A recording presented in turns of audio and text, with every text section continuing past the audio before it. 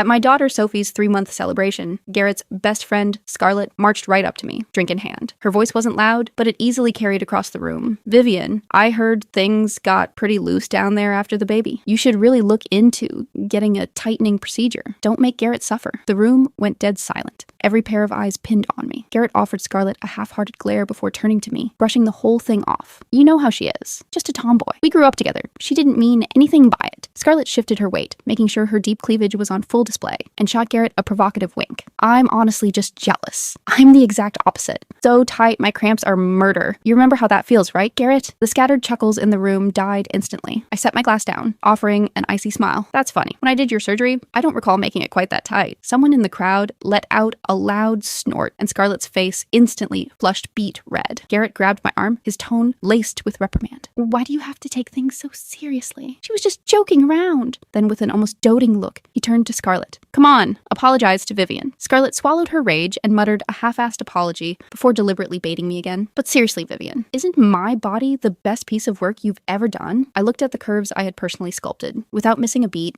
I coldly informed her that the severe tightness was likely due to post-surgical scar tissue buildup, which could severely impact her fertility. The entire room exchanged shocked glances. Garrett was furious. He yanked me out of the dining room and ripped into me for publicly humiliating Scarlett. I was just about to snap back when a piercing, distressed cry from Sophie echoed from the dining room. I shoved him aside and sprinted back in. The sight that greeted me sent a jolt of pure panic and fury through my veins. Scarlett was holding Sophie, tilting a glass of whiskey right against my baby's lips, letting the liquor drip into her mouth. I smacked the glass out of her hand and snatched Sophie away. My baby was coughing hard, her tiny body trembling from the shock. Garrett barged in, and incredibly, his first instinct was to help Scarlett off the floor. "Are you out of your mind?" he roared at me. "Why would you hit her?" Scarlett immediately played the victim. "I was just doing what my grandpa used to do, rubbing a little on her gums to help with the crying. I didn't mean any harm." Garrett's parents pushed their way into the commotion. Instead of calling Scarlett out, they accused me of overreacting, claiming that Garrett had a taste of alcohol when he was a baby too. Taking in Garrett's silence, his parents' blind favoritism, and that smug little smirk on Scarlett's face, my blood ran cold. Without another word, I grabbed Sophie and rushed straight to the ER. Thank God she hadn't ingested much and was mostly just terribly frightened. Later, my friend Ethan stopped by with a gift, but the only thing I got from Garrett was a text full of blame. I simply powered off my phone. At 1 a.m., I carried Sophie back home. The living room lights were blazing. Scarlett was standing dead center in the room, wearing my absolute favorite silk robe and casually toying with a diamond ring that definitely wasn't mine. Seeing me, she flashed a twisted smile. "There you are. Garrett said you hardly ever wear this robe, so he didn't mind if I borrowed it. Oh, and he's waiting for you in the master bedroom. He said he needs to talk to you